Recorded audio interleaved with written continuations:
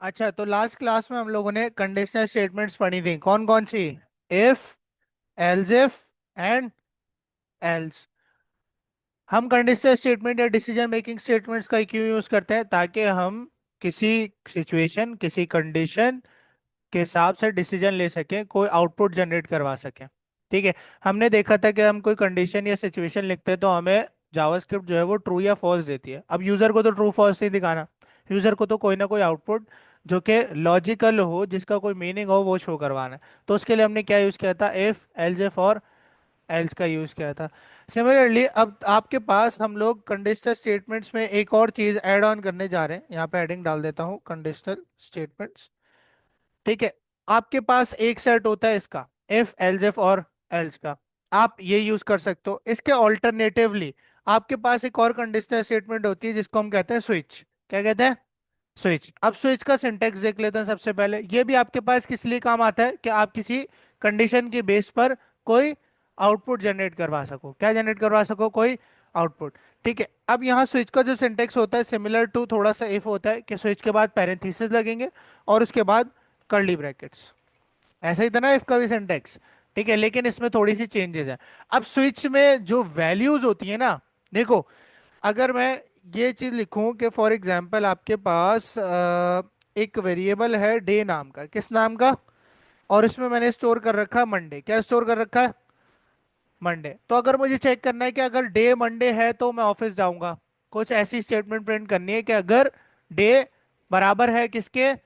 Monday के, तो मैं ऑफिस जाऊंगा। तो मैं कैसे लिखूंगा? If day is equals to Monday, ऐसे लिखूंगा ना। अगर डे बराबर है किसके? मंडे के। तो मैं क्या करूंगा यहाँ पर? मैं console डॉट लॉग कर दूंगा। क्या console डॉट लॉग कर दूंगा? कि I will go to Aptech. बात समझ आई? ठीक है। तो यही सिमिलर चीज अगर मैं स्विच में करना चाहूँ, देखो, ऐसा कोई खास फीचर स्विच का है नहीं। ठीक है। जो चीज आप इफ एल्स और एल्स इफ से कर सकते हो, वो चीज आप स्विच में भी कर सकते हो। अब ये डिपेंड करता है कि आप किसके साथ ज्यादा फेमिलियर हो। ठीक है, और कौन सी आपको ज्यादा अच्छी लगती है, या जो भी आप यूज करना चाहो। हाँ, लेकिन स्विच इफ एल्स से कंपैरेटिवली फास्ट होता है। कंडीशन चेकिंग में स्विच जो है वो क्या होता है? फास्ट होता है। लेकिन अगर पर्सनली एज अ डेवलपर बात करूँ तो मैं ना इफ एल्स यूज करता हूँ ज्यादातर। मतलब अगर यूज भी करूंगा तो इफ यूज करूंगा, स्विच इतना यूज नहीं होता। ठीक है, लेकिन रिकमेंडेड होता है कि स्विच यूज किया जाए। अब यहाँ पर स्विच का सिंटेक्स क्या है? कि अगर मुझे यही पूरी चीज स्विच के जरिए करनी है, किसके जरिए? स्विच के जरिए। तो मैं कैसे करूंगा? यहां पर मैं क्या करूंगा? स्विच के जो पैरेंथेसिस है इसके बीच में जाता है एक्सप्रेशन। क्या जाता है? एक्सप्रेशन। एक्सप्रेशन वो वेरिएबल या वो वैल्यू जिसके ऊपर कंडीशन अप्लाई होंगी। अगर मैंने ऊपर जो इफ बनाया है डे वाला, उसके ऊपर जो कंडीशन अप्लाई हो रही है वो किस वेरिएबल के ऊपर हो रही है? किस वेरिएबल पर हो रही है? डे वेरिएबल पर हो रही है। किस पर हो रही है? इस वेरिएबल पर कंडीशन अप्लाई हो रही है ना। देखो, डे बराबर है मंडे के, तो किस वेरिएबल पे हो रही है? डे पे। तो एक्सप्रेशन वो वेरिएबल होता है जिसके ऊपर कंडीशन अप्लाई होगी। तो मेरे केस में मेरा एक्सप्रेशन क्या है? डे। पूरा स्विच जो जिस वेरिएबल के ऊपर सारे केसेस को चेक करेगा, वो आपका क्या होता है? एक्सप्रेशन होता है। वो किस में जाएगा? स्विच के अंदर। इसमें ना डायरेक्टली आप कोई कंडीशन नहीं लिख सकते। डायरेक्टली आप ये नहीं लिखोगे डे बराबर होगा मंडे के, ऐसे नहीं लिख सकते इसमें। ठीक है। उसके बाद इस कर्ली ब्रैकेट के अंदर आना। कर्ली ब्रैकेट के अंदर आने के बाद अब आप बनाओगे केसेस। क्या बनाओगे? केसेस। यानी डिफरेंट केसेस क्या होंगे? किसके केसेस होंगे? डे के। जो भी एक्सप्रेशन दिया है उसके डिफरेंट केसेस। केसेस आपके पास वैल्यूज होती हैं। क्या होती है? वैल्यूज। एक्सप्रेशन वो वेरिएबल जिसके ऊपर कंडीशन अप्लाई हो रही है, यानी कि डिसीजन लोगे, या जिस पर आप एक्सप्रेशन एवेल्युएट करोगे। और केस उस वेरिएबल की वैल्यू होती है। क्या होती है? केस के अंदर आप क्या चेक करते हो? उस वेरिएबल की वैल्यू। जैसे पहला केस मेरा मंडे है, क्या है? आपके पास आपके वेरिएबल की वैल्यू क्या होती है? केस होता है। क्या होता है? केस। अब ये वेरिएबल तो सेम रहेगा ना, इसकी वैल्यू हमेशा चेंज होगी। Monday, Tuesday, Wednesday, Thursday, Friday, variable same है। तो वो किस में जाएगा? स्विच के पैरेंथेसिस के अंदर जाएगा। और आपके पास आप केस का कीवर्ड के जरिए आप आगे वैल्यू लिखकर चेक करोगे। अब वो चेक करेगा कि केस मंडे, मैंने क्या लिखा? Case Monday. वो बोलेगा कि अगर डे के अंदर वैल्यू पड़ी हो क्या? मंडे, इसका ये मतलब है। फिर आप यहाँ पर लगाओगे, अब यहाँ कर्ली ब्रैकेट से यहाँ कॉलन होता है, क्या होता है, कॉलन। अब अगर केस मंडे हो तो मैं क्या करवाना चाहता हूं, मैं कंसोल डॉट लॉग करवाना चाहता हूं गो टू एपटेक। क्या कंसोल डॉट लॉग करा दिया मैंने, गो टू एपटेक, ठीक है। उसके बाद यहां पर आपके पास,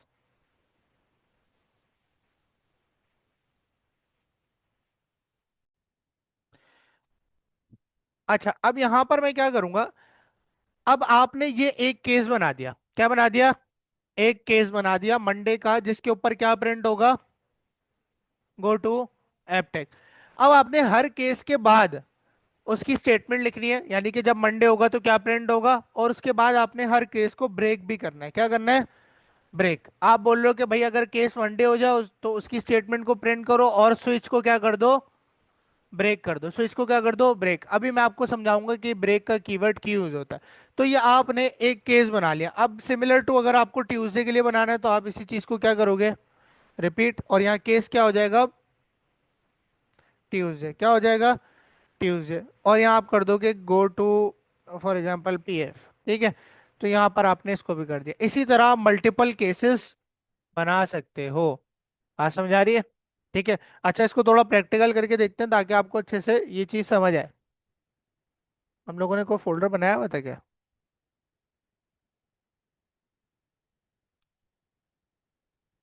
यहाँ पर एक फाइल बना लेते हैं, switch dot H T M L नाम की।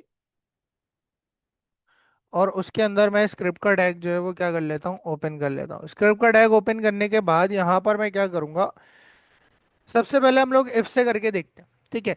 अब यहाँ पर आपके पास एक वेरिएबल है डे नाम का, बहुत सिंपल सी एग्जांपल है, और उसके अंदर मैं रैंडमली कोई भी डे रख देता हूँ, डन है, रैंडमली कोई भी डे रख दिया।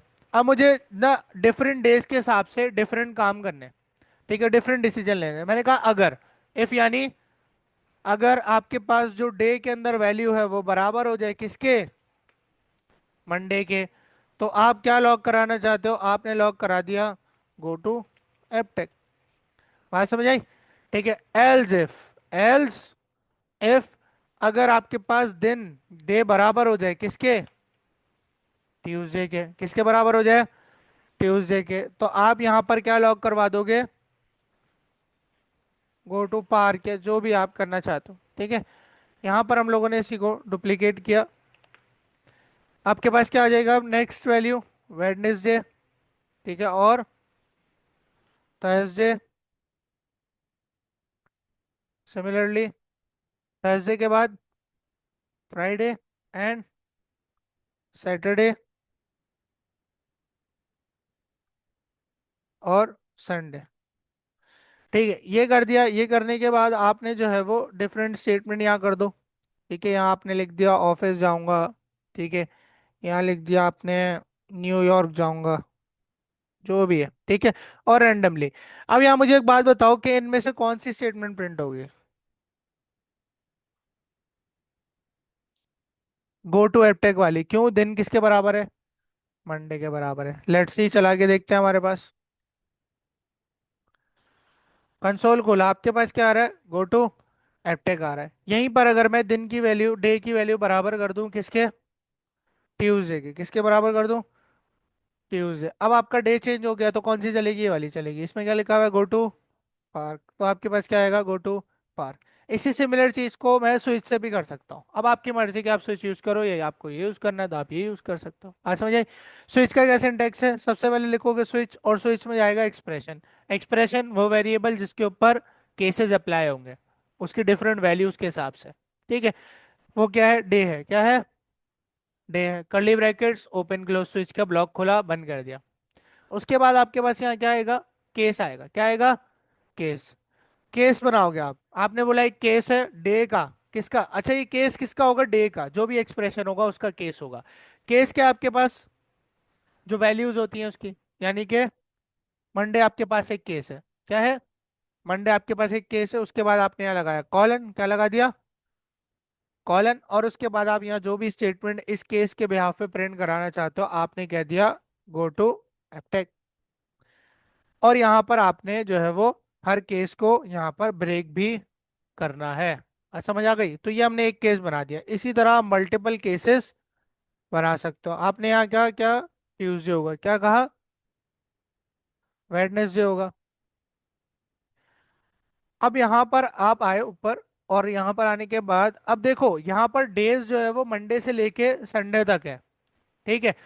अब यहाँ मैंने एल्स नहीं लगाया, एल्स में क्या शो कराऊंगा, एल्स में मैं ये शो कराऊंगा कि इनवैलिड डे, क्या, इनवैलिड डे। अब देखो ना, अगर कोई ये लिख दे, अपना नाम लिख दे, अब ये तो कोई डे नहीं है ना, यानी कि इसमें से कोई भी नहीं चलती। तो मैंने अगर एल्स के अंदर ये रखा है कि अगर आपके पास डे ना संडे हो, ना सैटरडे हो, ना फ्राइडे थर्सडे, कोई भी ना हो, तो एल्स में जो कुछ रखोगे वो चल जाएगा। तो मैंने एल्स में क्या रखा, इनवैलिड डे, क्या रखा, इनवैलिड डे। अभी स्विच को फिलहाल के लिए कर देते हैं कमेंट। अब यहाँ यहाँ के रिफ्रेश किया तो आपके पास क्या आ रहा है, इनवैलिड डे। क्यों? क्योंकि वेरिएबल में तैयब रखा है जो कि कोई भी डे नहीं होता। यहाँ पर अगर मैं मंडे कर दूंगा तो क्या आ जाएगा, गो टू एपटेक आ जाएगा। ठीक है। जिस तरह से अब आपके पास इफ के साथ एल्स होता है जो कि डिफॉल्ट वैल्यू को दिखाता है कि सारी कंडीशंस अगर फॉल्स हो जाएंगी तो कौन चलता है, एल्स का ब्लॉक चलता है। कौन चलता है, एल्स का ब्लॉक। इसी तरह स्विच के अंदर, अब फॉर एग्जांपल आपके पास मंडे भी नहीं था डे के अंदर, ट्यूसडे भी नहीं था, वेडनेसडे भी नहीं था, कुछ और ही रखा हुआ था। अब स्विच के अंदर कैसे उसके बिहाफ पे कोई चीज दिखाओगे, इफ एल्स में तो एल्स में रख दोगे, वो चीज आएगी ही आएगी। अब इसके अंदर क्या होता है, इसके अंदर होता है डिफॉल्ट। क्या होता है, डिफॉल्ट। क्या होता है, डिफॉल्ट। डिफॉल्ट आपके पास स्विच का एल्स होता है। क्या होता है, स्विच का एल्स होता है कि अगर कोई भी केस ट्रू नहीं होगा, कोई भी केस नहीं चलेगा, तो कौन चलेगा, डिफॉल्ट चलेगा। ठीक है।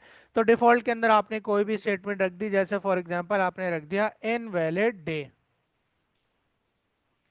ठीक है। यहां पर मैं ये इफ एल्स को जो है वो कमेंट कर रहा हूं, और यहां से मैं डे को कट करके नीचे लेके आता हूं। अब डे में क्या रखा हुआ है, मंडे। आपके पास कौन सा वाला जो केस है वो ट्रू हो रहा है, ये वाला केस ट्रू हो रहा है। ठीक है। अब यहाँ पर आपके पास मंडे केस के ऊपर आपने क्या प्रिंट कराया, क्या प्रिंट कराया, अच्छा यहाँ हम लोगों ने चेंज नहीं किया। ठीक है। तो आपके पास क्या आ जाएगा अब, गो टू एप टैग आ जाएगा। सिमिलरली अगर आपके पास केस ट्यूसडे होता तो आपके पास क्या आएगा, गो टू ऑफिस। बात समझ आ रही है? तो ये डिफरेंट वैल्यूज आपके पास केसेस होती है, और वो वेरिएबल जिसके ऊपर आप कंडीशन अप्लाई कर रहे हो वो डे होता है, या सॉरी एक्सप्रेशन होता है। ठीक है। हमारे केस में क्या है, अभी डे है। तो ये कुछ इस तरह से लिखना है, और एफ अगर इसी चीज को एफ एल्स में लिखते तो कुछ इस तरह से लिखते हैं। बात समझ आ रही है? यहाँ पर बस आपने तोड़ के लिखना है। ठीक है। अच्छा, अगर मैं ये ब्रेक ना लगाता, हर केस के बाद अगर मैं अपने स्विच को ब्रेक ना करूं, तो सर क्या आएगा, क्यों लगाया ब्रेक, लेट्स सी क्या आएगा। तो यहाँ पर आप देख सकते हो कि आपके पास तीनों आ गए। इफ और स्विच के अंदर ये फर्क है कि आपके पास जो इफ होता है, अगर इफ एल्स इफ, अब फॉर एग्जांपल मेरे पास ट्यूसडे वाली इफ जो है वो ये एल्स इफ ट्रू हो रही थी, तो अगर ये ट्रू हो जाएगा तो वो बाकियों को चेक ही नहीं करेगा।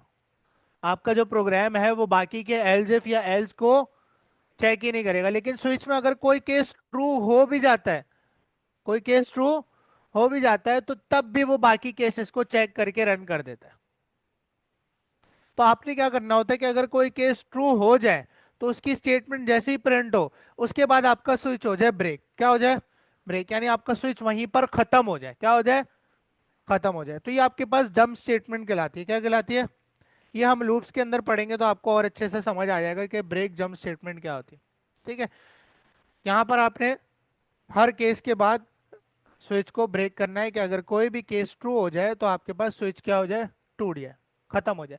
अच्छा, डिफॉल्ट के बाद क्यों नहीं लगाया, डिफॉल्ट के बाद इसलिए नहीं लगाया क्योंकि अगर ये सारे केसेस फॉल्स हो जाएंगे तो डिफॉल्ट के अंदर जो चीज लिखी है वो तो चलेगी ही चलेगी, और डिफॉल्ट के नीचे हमने कोई और केस नहीं लगाते, तो वो नीचे कुछ भी रीड नहीं करेगा, तो कुछ भी आउटपुट शो नहीं होगा। अगर आप लगाना चाहो तो डिफॉल्ट के नीचे भी आप ब्रेक लगा सकते हो, लेकिन ये नेसेसरी नहीं है। ठीक है। बात समझ आ गई? तो यहाँ पर कुछ इस तरह से आपने स्विच केस को अप्लाई करना है। ठीक है। आओ अब समझाता हूँ शॉर्टकट। ठीक है। स्विच और इफ को भी आप भूल जाओगे। चेक करते हैं भाई कैसे। अब यहाँ पर स्विच केस के बाद आपके पास एक ऑपरेटर आता है जो कंडीशनल स्टेटमेंट का काम करता है। उस ऑपरेटर का नाम है टर्नरी ऑपरेटर। क्या नाम है? Ternary operator. ये भी कंडीशन चेक करेगा, उसके ब्याह पे कोई डिसीजन प्रिंट करेगा। अगर कंडीशन ट्रू होगी तो कोई डिसीजन, फॉल्स होगी तो कोई और डिसीजन। यही करते आ रहे हैं ना अब तक हम लोग। ठीक है। अब टर्नरी ऑपरेटर का जो आपके पास सिंबल होता है वो होता है क्वेश्चन मार्क और कॉलन। कौन सा होता है? क्वेश्चन मार्क और कॉलन। अब सबसे पहले इसका सिंटेक्स समझते हैं कि इसको लिखते कैसे। देखो, डिसीजन मेकिंग के अंदर तीन ही चीजें होती हैं। सबसे पहले कंडीशन, उस कंडीशन के ट्रू होने पर कोई आउटपुट, उस कंडीशन के फॉल्स होने पर कोई आउटपुट। ऐसा ही है। ठीक है। अब यहां पर हम लोग जो टर्नरी ऑपरेटर है उसका सिंटेक्स कुछ इस तरह होता है कि सबसे पहले आप लिखते हो कंडीशन। क्या लिखते हो? क्या लिखते हो? कंडीशन। उसके बाद आप लिखते हो क्वेश्चन मार्क। क्या लिखते हो? Question mark. क्वेश्चन मार्क के बाद आप यहां पर लिखते हो स्टेटमेंट इफ ट्रू। क्या लिखते हो? Statement if true. और उसके बाद आप लगाते हो कॉलन, और कॉलन के बाद आती है स्टेटमेंट इफ फॉल्स। क्या आती है? Statement if false. अब यहां पर एक लाइन के अंदर ही आप इफ एल्स का काम कर सकते हो। इसको हम मिनी इफ एल्स भी कहते हैं। क्या कहते हैं? Mini if else, mini conditional statement. अब यहां पर मुझे एक बात बताओ कि अगर मुझे चेक करना है कि दो जो है, तीन जो है वो बड़ा है पांच से। क्या चेक कर रहा हूं? अगर तीन बड़ा है पांच से तो आप प्रिंट कर दो। क्या प्रिंट कर दो? यस प्रिंट कर दो। ठीक है, क्या प्रिंट कर दिया? यस। अदरवाइज अगर ऐसा नहीं है तो आप प्रिंट कर दो नो। क्या प्रिंट कर दो? नो प्रिंट कर दो। तो अब मुझे बताओ क्या आएगा? नो आएगा। क्या आएगा? नो आएगा, क्योंकि तीन पांच से बड़ा नहीं है। इसी चीज को अगर मैं टर्नरी के अंदर एक लाइन में लिखना चाहूं तो मैं कैसे लिखूंगा? देखो, इसमें मेरी कंडीशन क्या है? इस पूरे कोड में मेरी कंडीशन क्या है? 3 इज ग्रेटर देन 5, ये मेरी कंडीशन है ना। ठीक है, तो मैंने बोला सबसे पहले क्या आएगा टर्नरी में आपके पास? कंडीशन। आपने कंडीशन उठाई और सर आपने यहाँ पे रख दी। इस चीज को जो है मैं कमेंट कर देता हूँ। ठीक है। यहाँ पर कंडीशन आ गई। कंडीशन के बाद क्या लगेगा? Question mark. क्वेश्चन मार्क के बाद वो स्टेटमेंट जो इस कंडीशन के ट्रू होने पर चलेगी, यानी कि ये वाला लॉग। ऐसा ही है, ये वाला लॉग। अब इसमें टर्मिनेटर नहीं लगाना है एंड में। ठीक है। और उसके बाद आपके पास कॉलन आएगा। क्या आएगा? कॉलन। कॉलन शो करता है एल्स को। किसको? एल्स को। और यहाँ पर आपके पास ये स्टेटमेंट आ कंडीशन। यहां से देखो, इससे मैच करो। Condition, question mark. Question mark के बाद वो स्टेटमेंट जो इसके ट्रू होने पर चलेगी, और कॉलन के बाद वो स्टेटमेंट जो तीन पांच से बड़ा इसके फॉल्स होने पर चलेगी। तो अभी आपके पास क्या आएगा? मैं कह रहा हूँ तीन पांच से बड़ा है तो प्रिंट करो यस। अगर तीन पांच से बड़ा नहीं है तो क्या प्रिंट करो? नो। तो अब क्या आएगा आपके पास? नो। तीन पांच से बड़ा होता है तो नो आएगा ना। क्या आएगा? नो। अगर मैं यहाँ पर कर दूं 8, क्या कर दिया? 8, तो आपके पास क्या आ जाएगा? यस। तो यहाँ पर आप कोई भी जो है वो स्टेटमेंट चलाकर देख सकते हो। अब आप डे वगैरह पे चला लो, जिस पे भी चलाना चाहो। ठीक है, यहाँ एक वेरिएबल बना दिया मैंने डे, उसमें मैंने रख दिया ट्यूसडे। ठीक है। और मैंने कहा, अब यहाँ इफ लगाने के बजाय मैं डायरेक्टली चेक कर सकता हूँ कि अगर दिन बराबर है किसके? ट्यूसडे के। किसके बराबर है? ट्यूसडे के। तो मैं प्रिंट कर दूंगा। क्या प्रिंट कर दूंगा? Yes it is. Otherwise colon. क्या प्रिंट कर दूंगा? No it isn't. बात समझ आई है ये? ठीक है, टर्नरी ऑपरेटर समझ आया किस तरह से काम कर रही है? क्वेश्चन मार्क कॉलन के बाद ये, है ना? ठीक है, तो आपके पास क्या आएगा? क्या प्रिंट होगा? यस इट इज प्रिंट होगा। क्या प्रिंट होगा? Yes it is. तो ये आपके पास जितनी भी मैंने अभी आपको पढ़ाई है सारी क्या है? कंडीशनल स्टेटमेंट्स हैं। क्या है? कंडीशनल स्टेटमेंट्स हैं। ठीक है। स्टेटमेंट्स तो बेसिकली आपके पास इफ, एल्स इफ और एल्स है और स्विच है। ये आपके पास ऑपरेटर है जो क्वेश्चन मार्क कॉलन है। और ये आपको short term property, short term conditions लिखने में बहुत ज़्यादा यूजफुल रहेगा। ठीक है। तो इसको यूज़ करते हैं। ठीक है, जब आप रिएक्ट वगैरह लाइब्रेरीज पढ़ोगे तो ये बहुत ज़्यादा यूज़ होता है ये टर्नरी ऑपरेटर, है ना? चलो ज़रा प्रैक्टिस करो। इसको करते हैं कमेंट। कमेंट करने के बाद मैंने कहा आपके पास एक वेरिएबल होगा जिसके अंदर आप अल्फ़ाबेट लोगे। क्या लोगे? अल्फ़ाबेट लोगे और वो आएगा प्रॉम्प्ट से। किससे आएगा? प्रॉम्प्ट से एंटर आपने कहा, कोई भी अल्फाबेट जो है वो आप यहाँ पर एंटर करो। ठीक है, कोई भी अल्फाबेट एंटर होगा, ठीक है, और वो किस में स्टोर हो जाएगा? अल्फाबेट के वेरिएबल के अंदर स्टोर हो जाएगा। सबसे पहले करके देखते हैं इसको इफ से। मैंने बोला अगर, अगर आपका जो अल्फाबेट है वो बराबर हो जाए किसके? ए के। किसके बराबर हो जाए? ए के। या फिर, और, या फिर, ये या होता है ना लॉजिकल, और, या फिर अल्फाबेट बराबर हो जाए किसके? ई के। या फिर अल्फाबेट बराबर हो जाए आई के। या फिर अल्फाबेट बराबर हो जाए किसके? ओके। या फिर अल्फाबेट बराबर हो जाए क्यू के।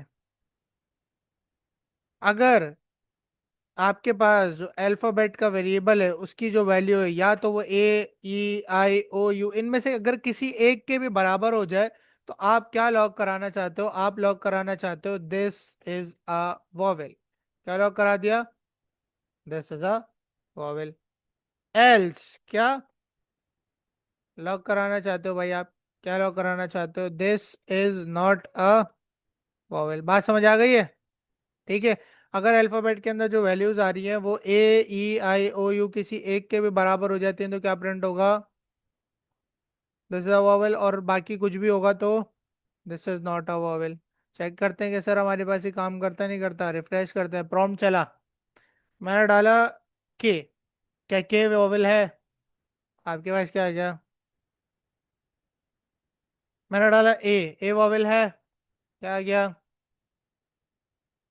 डन है। इसी चीज को स्विच से करना है, तो क्या करेंगे? इस चीज को चलो कमेंट कर देते हैं और अपने अल्फाबेट को ले आते हैं नीचे। इसी चीज को बताओ स्विच केस से करना है, तो क्या लगाऊंगा? स्विच लगाऊंगा। सबसे पहले क्या लगाऊंगा? स्विच लगाऊंगा। स्विच के बाद मुझे केसेस किस वेरिएबल पे बनाने हैं? अल्फाबेट पे। तो इसके पैरेंथेसिस में अल्फाबेट पास किया, कर्ली ब्रैकेट ओपन क्लोज, बीच में आ गया कर्ली ब्रैकेट बॉडी के। केस बनाऊंगा अगर मेरे पास केस बराबर हो किसके? ए के। अब यहाँ पर मैं और भी लगा सकता हूँ साथ में वैसे, लेकिन आपके आसानी के लिए मैं इसको बहुत सिंपल रख रहा हूँ। ठीक है। अगर मेरे पास केस ए हो तो क्या लॉक कर दो भाई? दिस इज अ, या हम प्रॉपर लिख लेते हैं, ए इज अ वॉवेल। क्या प्रिंट करा दिया हमने? ए इज अ वॉवेल। और उसके बाद स्विच को कर दिया ब्रेक, अगर ट्रू होगा तो ब्रेक। यहाँ पर हम लोगों ने इसी को रिपीट किया, ए, ई। अगर केस क्या हो? ई हो, तो आप क्या प्रिंट करना चाहते हो? E is a vowel. Similarly I के लिए। उसके बाद